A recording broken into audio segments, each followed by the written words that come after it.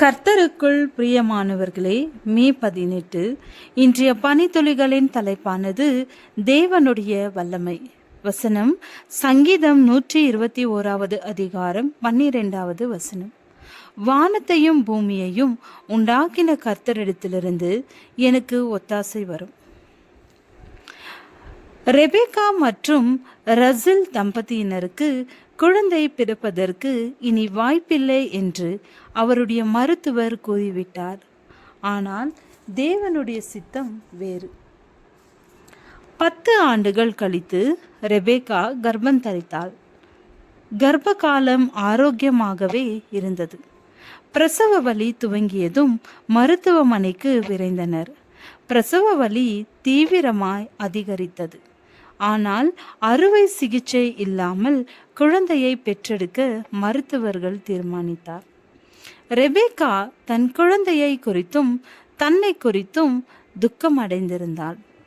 அவளிடம் உறுதி அளித்த மருத்துவர், என்னால் இயன்றதை செய்கிறேன், மற்றபடி நாங்கள் தேவனிடத்தில் வேண்டிக் கொள்கிறோம், அவரால் இன்னும் அதிகமாய் செய்ய முடியும் என்று கூறினார்.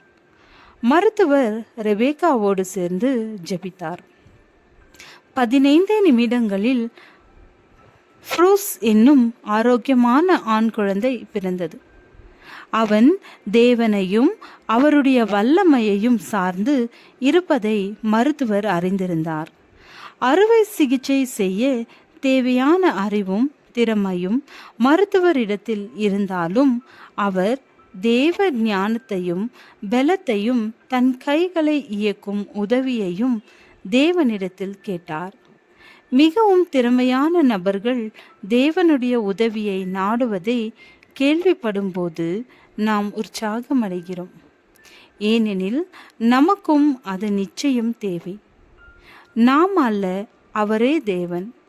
நாம் வேண்டிக் கொள்ளுகிறதற்கும் நினைக்கிறதற்கும் மிகவும் அதிகமாய் நமக்குள்ளே கிரிய செய்கிற வல்லமையின்படியே நமக்கு செய்ய வல்லவராகிய அவருக்கு சபையிலே கிறிஸ்து இயேசுவின் மூலமாய் தலைமுறை தலைமுறைக்கும் சதா காலங்களிலும் மகிமை உண்டாவதாக.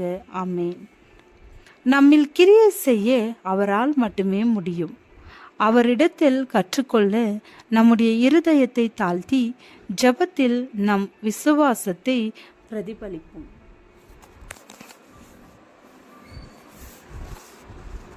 ஏனெனில் நாம் எல்லோரை காட்டிலும் அவரால் அதிகம் செய்ய முடியும்.